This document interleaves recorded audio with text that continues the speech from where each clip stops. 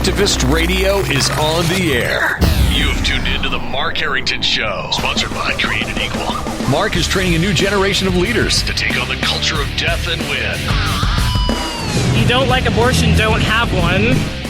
The only thing that can be said to be objective truth is that there is no objective truth. It does come out in one piece.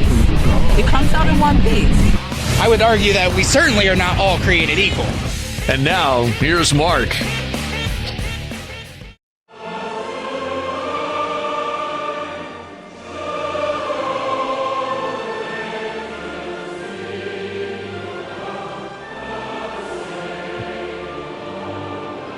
That's out with the old and in with the new.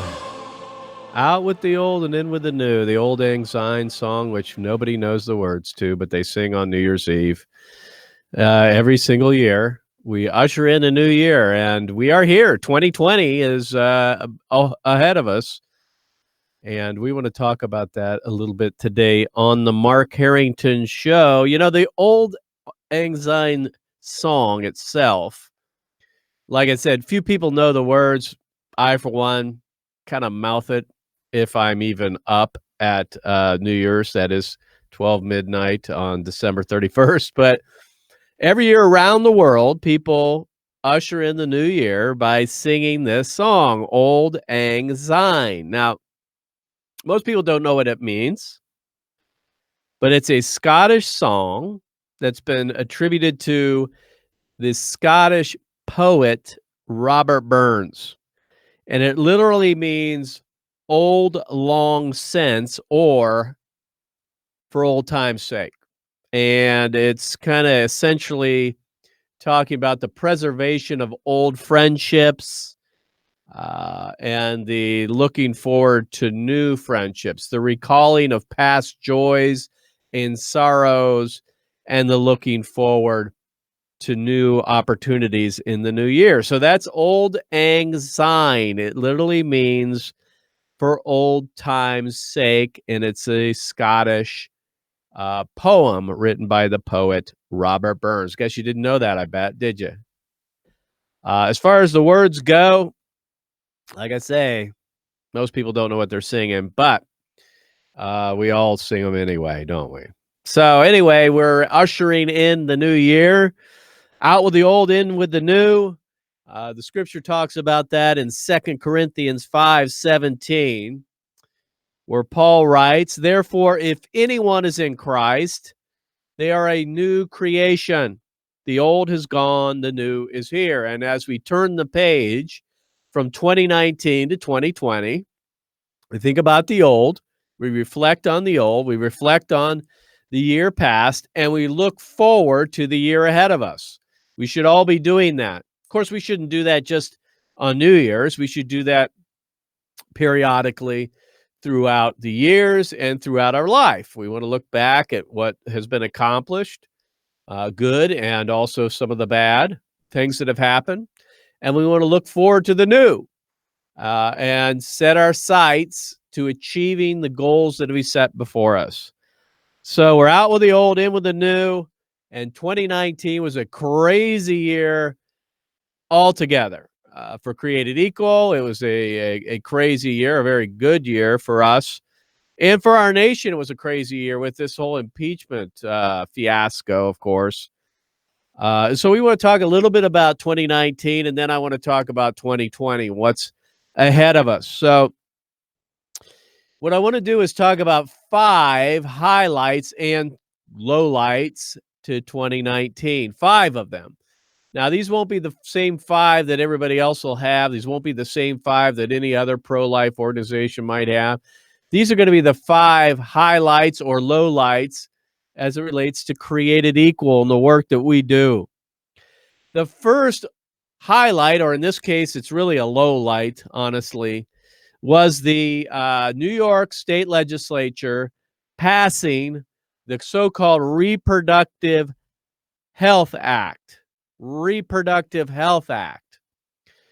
And if we all recall, this happened early in 2019, and it permitted abortions up to the very moment of birth. And if we recall, watching the legislature pass this, and there was an outburst of applause and all of that, and everyone who cares for life was sickened by what they saw. The governor signed it, and this is the most radical pro-abortion piece of legislation ever to be signed into law in American history. It basically permits abortions up to the very moment of birth. Right before the very moment of birth, through the birth canal, New York passed this law that allowed late-term abortions up to the time of birth. And it's kind of set into place a cascading of events where other states like Virginia and then Illinois and others began to pass these types of laws in anticipation for the overturning of Roe versus Wade, which many were predicting is going to happen in the near future. So state legislatures like New York and others were trying to get ahead of the curve. So if Roe v. Wade were ever reversed, that state would be ready to have abortion on demand. And in the case of New York, all the way up until the time of birth. And then we saw what happened in Virginia, where the governor, Northam of Virginia, who was caught on audio during a radio interview talking about what he would allow if a baby survived an abortion attempt. And he said that would be up to the mother and the physician to decide.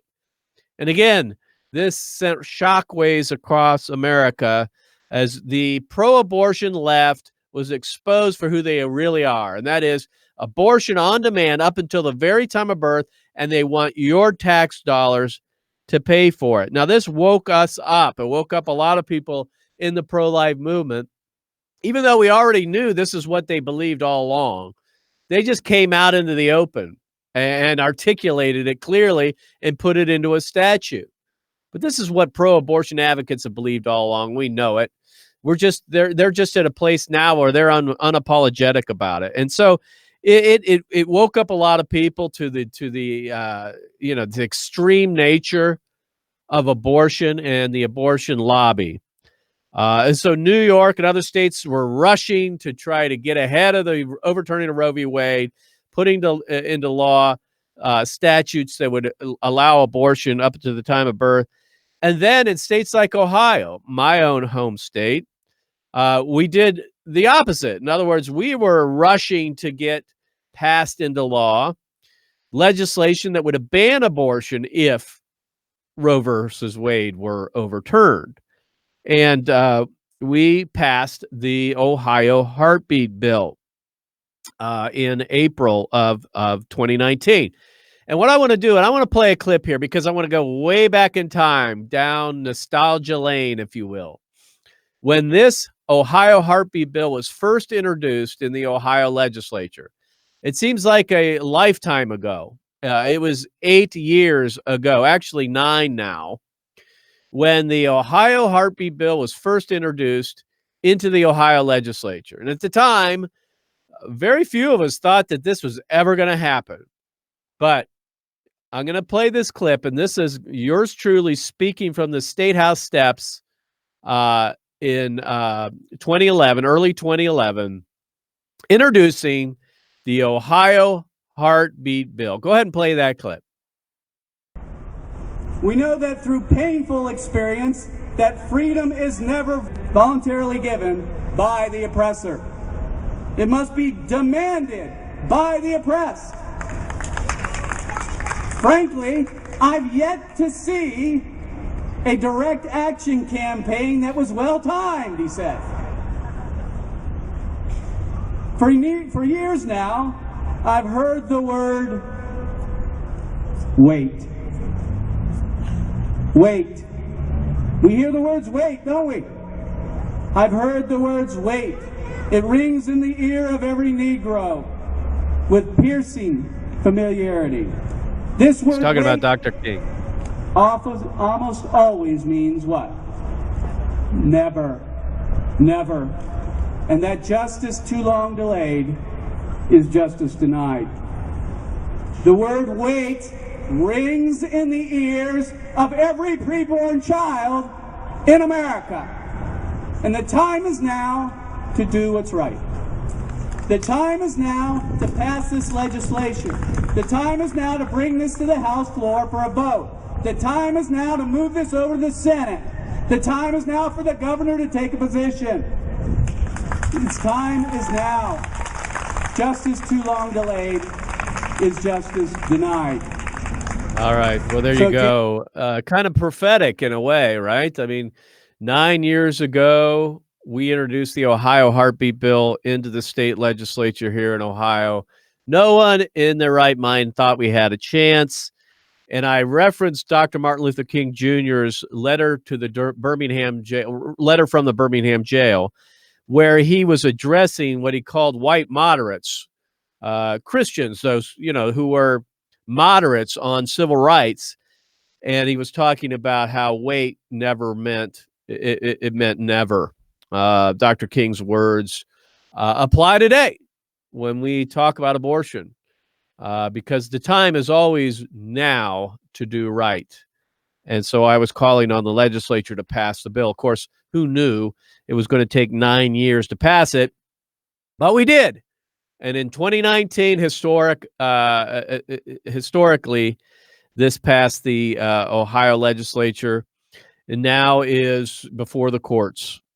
We also introduced the Life of Conception Act later in 2019, and we will be reintroducing a substitute bill for that. That bans abortion at the time of conception. It bans all abortions because the heartbeat bill is just a step on the way to banning abortions altogether. We realized the heartbeat bill wasn't everything we wanted, but we understood that we needed to chip away in order to get there.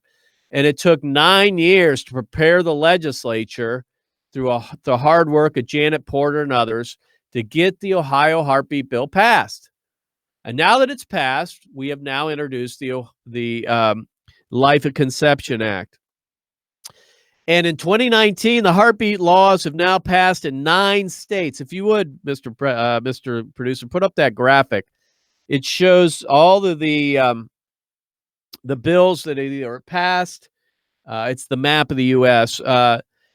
It's passed and shows that 9 states have passed the heartbeat bill, and it's pending in several more. In fact, it's just been introduced in California, or it's going to be introduced in other states. So 9 states have passed it, including Ohio. 6 of those happened at the first half of the year, and the others just recently. So this is a wave that's taking place across America. More likely, you're going to see more states pass heartbeat bills and total abortion bans in 2020. We can only hope for that, and we'll be at the forefront of that battle. So we had the New York Reproductive Health Act. That happened in 2019 as a low light, but it woke up many people to the reality of what the other side really wants and represents, which is abortion up to the very moment of birth. And then we had the passage of the Ohio heartbeat bill, which started this chain of events where 9 of these bills were put into law.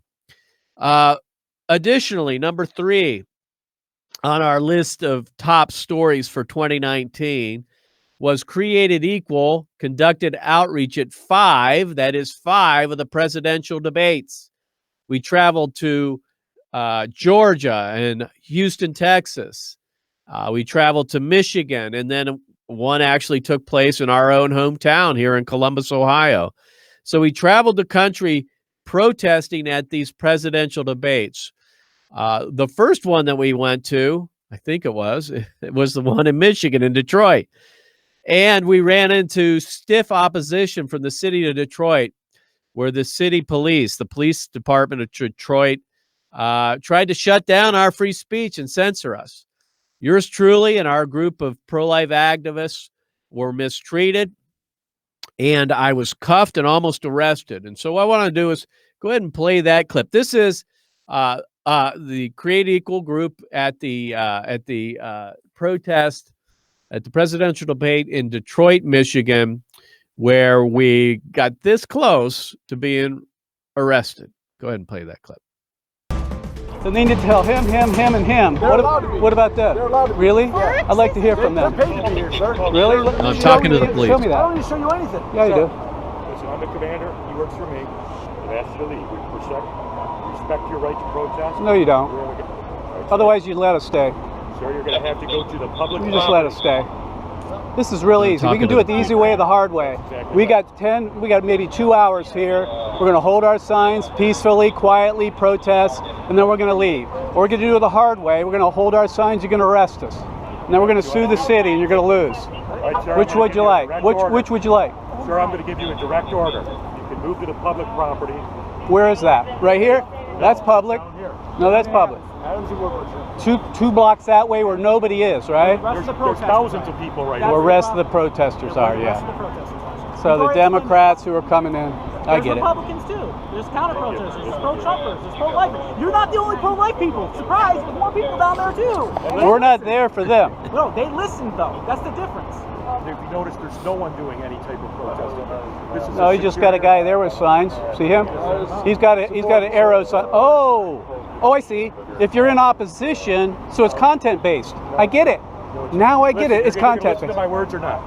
It's I don't have time. I have a very busy day, and I've got to keep a large venue safe. You're either going to comply or not. We're So not yes or any no. threat to anybody. All right, come on. We're not any threat to anybody. You're supposed to give me 3 warnings. You didn't. I gave you I 2 gave you warnings 2, down there. and he's giving you 1. Well, that was a different area. Yeah, This is 22, clearly 24. outside of your bring prominent some area. officers down here. Right here. Okay, listen, guys. Hold on. Let me tell my people if they want to get arrested or not. Do you guys?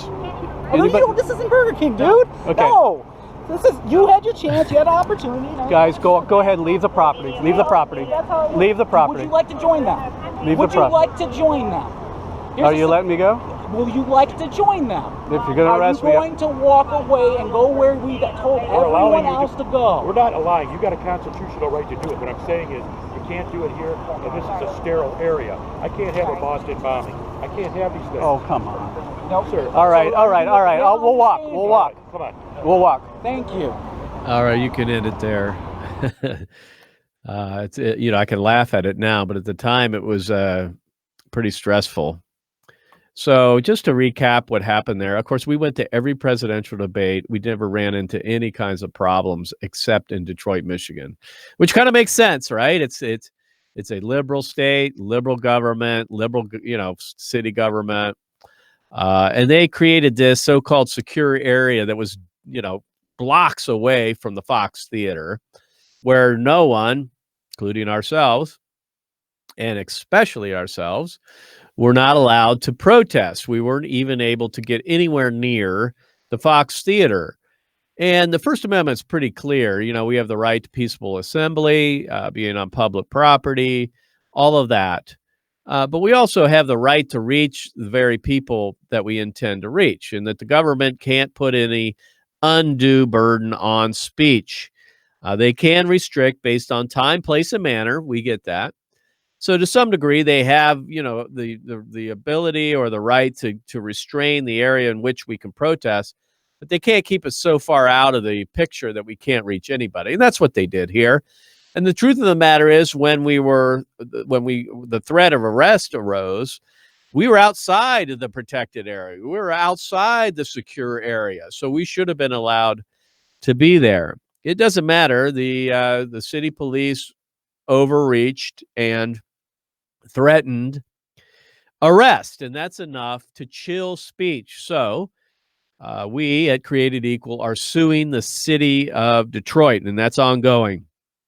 And as we go into 2020, we will be going to more of these debates. We'll be going to the primary states. We'll be going to the Democrat and Republican national conventions. We'll go to the presidential debates in the fall.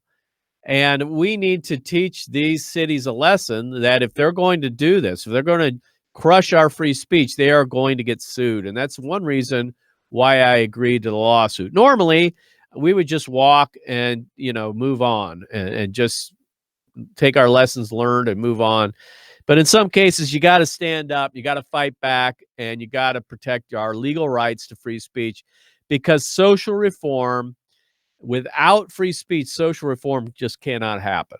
If the government shuts it down, there's really no chance for redress of grievances. So that's why we're suing the city of Detroit.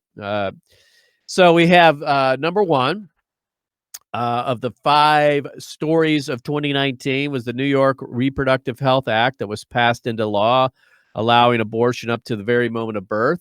We have the passage of the Ohio Heartbeat Bill, and then the dominoes in 9 other states that passed soon after, and the introduction of the Life of Conception Act, which we are now going to introduce a substitute bill to deal with some of the technicalities that need to be removed from the bill. You're going to be seeing more of that in 2020. And then number 4, the increase in free speech censorship. Now, you saw that protest in Detroit. You saw the police overstepping their legal rights to protect the venue, so to speak.